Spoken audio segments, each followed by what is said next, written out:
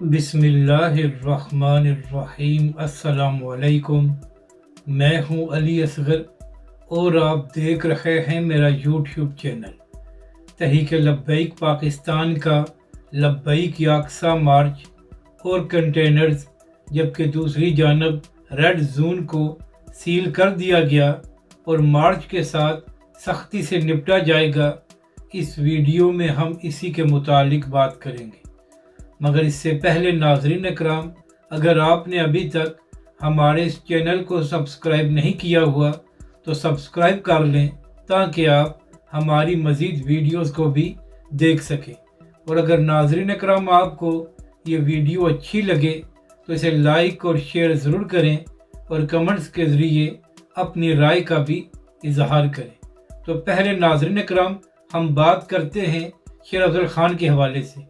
तो नाज़रीन इकराम, आजकल शेर अफजल ख़ान और पीटीआई की सोशल मीडिया का मैच पड़ा हुआ है।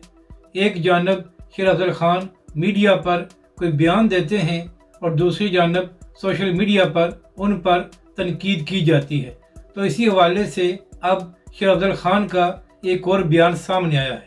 नाज़रीन इकराम, शेर अफजल मरवत ने अपने बयान में कहा है कि अब मुझे पीटीआई से निकाल दिया गया है, तो लिहाजा मैं जो मर्जी बयान दूं, मुझ पर किसी को एतराज़ नहीं करना चाहिए।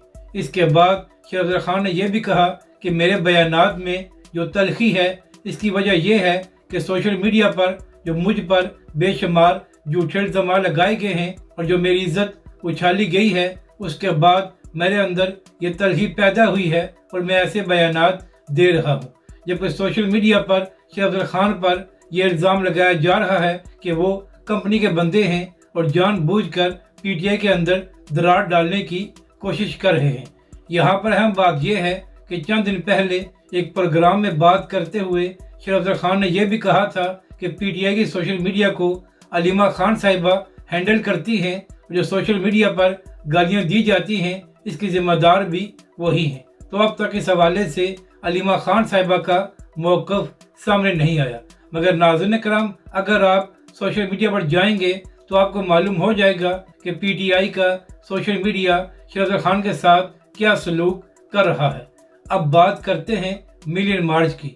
तो नाज़रीन इकराम, 2017 से आज तक तहरीक लब्बैक पाकिस्तान ने जब भी कोई बड़ी कॉल दी है तो हमेशा ही तहरीक लब्बैक का रास्ता रोका गया है और तहरीक लब्बैक के कारकुनों पर बदतरीन आंसू गैस की शेलिंग की गई है और लाठियाँ बरसाई गई हैं। यहाँ तक कि नाज़रीन इकराम, इमरान खान की हुकूमत में तो जुल्म की हद कर दी गई थी और रोज़े की हालत में तहरीक लब्बैक के कारकुनों को शहीद और ज़ख्मी किया गया था और इसके साथ साथ तहरीक लब्बैक के कायदीन और हज़ारों कारकुनों को गिरफ्तार भी किया गया था। तो एक बार फिर तहरीक लब्बैक पाकिस्तान की जानब से ये ऐलान किया गया है कि तहरीक लब्बैक पाकिस्तान 1 मई को लब्बैक याक्सा मार्च करने जा रही है, जो फैज़ाबाद से शुरू होकर अमेरिकन सफारतखाने पर ख़त्म होगी। तो नाज़रीन कराम, यहाँ पर करने वाली बात यह है कि रेड जोन में किसी को भी प्रोटेस्ट करने की इजाज़त नहीं दी जाती।